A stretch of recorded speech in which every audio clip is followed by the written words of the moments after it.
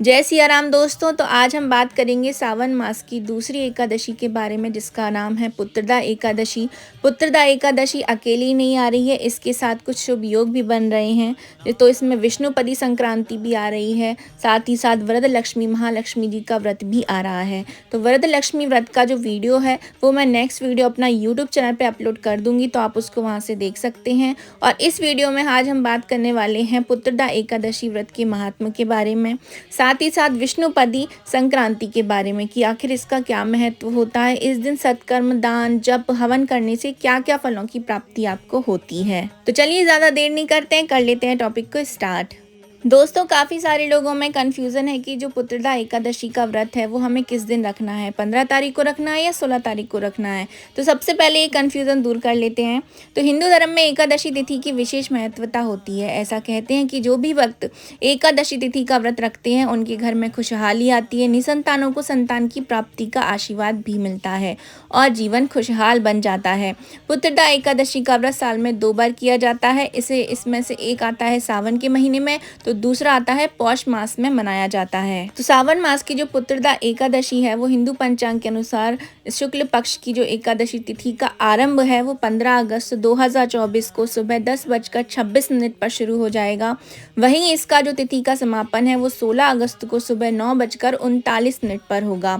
तो हमारे यहाँ उदया तिथि मान्य की जाती है। तो उदया तिथि के अनुसार जो है 16 अगस्त 2024 शुक्रवार के दिन पुत्रदा एकादशी का व्रत किया जाएगा। और सावन पुत्रदा एकादशी का व्रत का जो पारण है यानी कि द्वादशी जो तिथि है वो 17 अगस्त 2024 के दिन सुबह 5:51 से लेकर के 8:05 के बीच में आप कर लीजिए। द्वादशी तिथि में ही जो है एकादशी का आपको पारण कर लेना चाहिए। तो इस बात से क्लियर हो जाता है कि उदया तिथि के अनुसार 16 अगस्त 2024 के दिन जो है एकादशी का व्रत रखा जाएगा। तो सावन का महीना चल रहा है, सावन पुत्रदा एकादशी का व्रत आप रख लीजिए। ये जिन लोगों को संतान प्राप्ति नहीं होती है ऐसे लोगों को यह व्रत अवश्य रूप से करना चाहिए।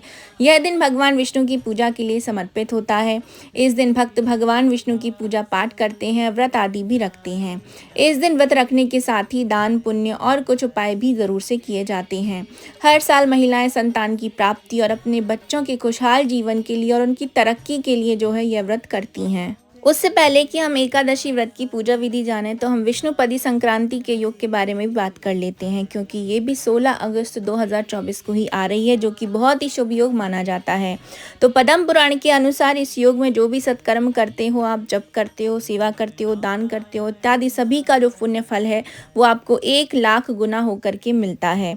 तो यह जो योग बनने वाला है ये बनने वाला है 16 अगस्त 2024 को दोपहर के 12:31 से शुरू हो जाएगा और यह सूर्यास्त तक रहने वाला है। तो अगर हो सके तो एकादशी का जो भी दान, पुण्य, जप, जो भी मंत्र जाप आपको करना है वो इस समय के बीच में ही कर लीजिए। स्कंद पुराण के नागर खंड की अगर हम बात करें तो उसके अनुसार संक्रांति के दिन स्नान, दान, तप, श्राद्ध, होम आदि का जो है आपको महाफल मिलता है। स्नान आपको कैसे करना है, आपको सूर्य उदय के पहले ही स्नान कर लेना है। यदि कोई पवित्र नदी आपके पास में है तो वहाँ जाकर स्नान कीजिए, नहीं है तो घर में ही आप गंगा जल डाल करके स्नान कर लीजिए। संक्रांति आदि के अवसरों में हव्य, कव्य यानी कि हवन में हम जो भी सामग्री अर्पित करते हैं या जो भी दान करते हैं, जो कुछ भी हम दान करते हैं या जो कुछ भी दिया जाता है वो सूर्य नारायण उसे जन्म जन्मांतर में हमको प्रदान करते रहते हैं।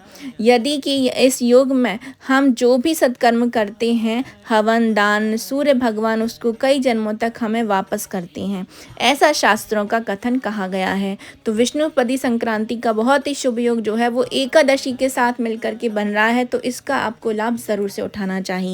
तो अब हम जानते हैं कि पुत्रदा एकादशी जो व्रत है उसकी पूजा विधि आपको किस प्रकार करना है। पुत्रदा एकादशी की पूजा करने के लिए आपको सुबह उठ करके स्नान के बाद स्वच्छ साफ सुथरे कपड़े पहन लेने हैं और जब भी आप कोई व्रत करते हैं तो आपको ब्रह्म मुहूर्त में जरूर से उठ जाना चाहिए। एकादशी तिथि के दिन आपको पीले रंग के वस्त्र पहनना बेहद ही शुभ होता है, तो अगर कोशिश करें तो पीले रंग के वस्त्र ही पहनिए और भक्त भगवान विष्णु का ध्यान करके पुत्रदा एकादशी व्रत करने का आप संकल्प ले लीजिए भगवान विष्णु के सामने। इसके बाद आप पूजा के लिए एक चौकी सजाएं और उस पर पीले रंग का कपड़ा बिछाएं। इसके बाद चौकी पर भगवान विष्णु और माँ लक्ष्मी की मूर्ति स्थापित करें। अब घी का दीपक जलाकर भगवान को पंजीरी, पंचामृत, पीले फूल, आम के पत्ते चढ़ाएं। फिर अक्षत, पंचमेवा, धूप, फल, पीले वस्त्र और मिठाई आदि को भगवान को समर्पित कर दें। पूजा के बाद मंत्रों का जप करें और आरती गाएं। अंत में भोग लगाकर पूजा पूरी करें और प्रसाद सभी को बांट दें। यह जो पूजा मैं आपको बता रही हूँ, ये विष्णुपदी संक्रांति का जो भी मुहूर्त है उसमें भी आप करेंगे तो ऐसा कहते हैं 1,00,000 गुना ज़्यादा फल आपको प्राप्त होता है। ऐसा स्वयं जो है पद्म पुराण में कहा गया है। पुत्रदा एकादशी का महत्व जान लेते हैं। इस एकादशी का व्रत करने से संतान सुख की प्राप्ति होती है। साथ ही संतान की तरक्की और उसके अच्छे स्वास्थ्य को सुनिश्चित करने के लिए भी इस एकादशी का व्रत किया जाता है। इस एकादशी के दिन शंख, चक्र और गदाधारी भगवान विष्णु के स्वरूप की पूजा करने और श्रीमद् भागवत गीता का पाठ करने से जन्मों के पाप से आपको मुक्ति मिल जाती है और शुभ फलों की प्राप्ति भी होती है। पुराणों में बताया गया है कि इस एकादशी का उपवास रखने और दान करने से हजारों वर्षों की तपस्या का फल मिलता है। और ऐसा भी कहा जाता है कि पूजा करने के बाद आपको इस व्रत की कथा ज़रूर से सुनना चाहिए, क्योंकि कथा सुनने से आपको वाजपेयी यज्ञ का फल मिलता है। तो इस व्रत की जो कथा है वो मैं नीचे डिस्क्रिप्शन बॉक्स में दे दूंगी, तो आप उसको वहां से पढ़ सकते हैं। मान्यता के अनुसार पुत्रदा एकादशी के दिन चांदी से बना हुआ कछुआ, कामधेनु गाय की प्रतिमा, दक्षिणावर्ती शंख, बांसुरी या मोर पंख जैसी चीजें घर में लाना बेहद ज़्यादा शुभ भी माना जाता है। इससे घर के सदस्यों का कल्याण होता है। ये सभी चीज़ें भगवान विष्णु को अत्यंत प्रिय भी होती हैं और शुभता का प्रतीक भी होती हैं। इन्हें घर में लाने से अपार खुशियाँ आती हैं, साथ ही हर तरीके की समस्याएं दूर भी हो जाती हैं। इस दिन भगवान विष्णु की विधि पूर्वक पूजा करने से भी जीवन सुखमय बनता है। इस एकादशी को आप पवित्रा एकादशी या पुत्रदा एकादशी के नाम से भी जाना जाता है। आइए अब कुछ उपायों के बारे में भी जान लेते हैं। पुत्रदा एकादशी व्रत के शुभ दिन पर तुलसी की माला से आपको संतान गोपाल मंत्र का जाप करना है। ये उपाय संतान के लिए लाभदायक होता है। इस दिन आप चाहें तो विष्णु सहस्त्र नाम का पाठ कर सकते हैं। ऐसा करने से घर में सभी नकारात्मक ऊर्जा दूर हो जाती है, वहीं संतान के जीवन में भी सुख समृद्धि बनी रहती है। पुत्रदा एकादशी के दिन भगवान विष्णु को पीले रंग के फूलों की माला अर्पित करें। इस दौरान उन्हें चंदन का तिलक भी लगाएं, इससे बच्चों में तनाव की कमी आती है। इस दौरान संतान के साथ भगवान विष्णु की विधि पूर्वक पूजा करें और विद्या यंत्र की स्थापना करें। ऐसा करने से पढ़ाई में आ रही समस्याएं समाप्त हो सकती हैं। पुत्रदा एकादशी पर भगवान विष्णु के मंत्र का 108 बार जाप करें। ऐसा करने पर संतान के जीवन में खुशहाली बनी रहती है। दोस्तों, विवाह के बाद सभी संतान सुख पाना चाहते हैं, जिसके लिए सावन में आने वाली पुत्रदा एकादशी का व्रत किया जाता है। मान्यता है कि पुत्रदा एकादशी का व्रत करने से संतान सुख की प्राप्ति होती है, लेकिन किसी व्यक्ति की कुंडली में संतान दोष होता है तो कहा जाता है कि वहाँ इस दिन कुछ विशेष उपायों को करके जो है आप सभी दोषों से जल्दी छुटकारा भी पा सकते हैं और संतान सुख भी प्राप्त किया जा सकता है।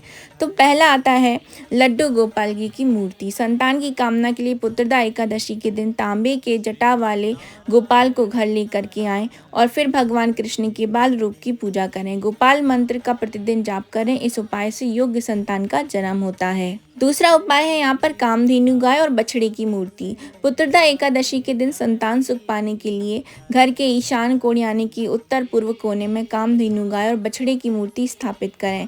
माना जाता है कि इससे पारिवारिक जीवन में संतान सुख आता है। तीसरा आता है चांदी का कछुआ। घर में चांदी का कछुआ रखने से पैसों की कमी दूर हो जाती है। ऐसे में पुत्रदा एकादशी के दिन चांदी का कछुआ घर पर जरूर लाएं और एक कांच के बर्तन में थोड़ा पानी डालें और कछुए को उसमें रख दें। दक्षिणावर्ती शंख। सावन पुत्रदा एकादशी पर आपको घर में दक्षिणावर्ती शंख जरूर से लेकर के आना चाहिए। पौराणिक मान्यताओं के अनुसार जो भी व्यक्ति अपने घर में दक्षिणावर्ती शंख रखता है तो वहां पर लक्ष्मी देवी का वास होता है। अंत में आता है आपका मोर पंख। यदि घर में कोई दोष है या कुंडली में संतान दोष है तो ऐसे में पुत्रदा एकादशी के दिन एक मोर पंख लाकर कान्हा जी की मूर्ति या तस्वीर के पास में रख दें। मान्यता है कि ऐसा करने से संतान दोष, ग्रह दोषों दोनों ही जो है वो दूर हो जाते हैं। तो जो भी लोग संतान प्राप्ति की इच्छा करना चाहते हैं उन लोगों को इनमें से कोई भी एक उपाय ज़रूर से कर लेना चाहिए।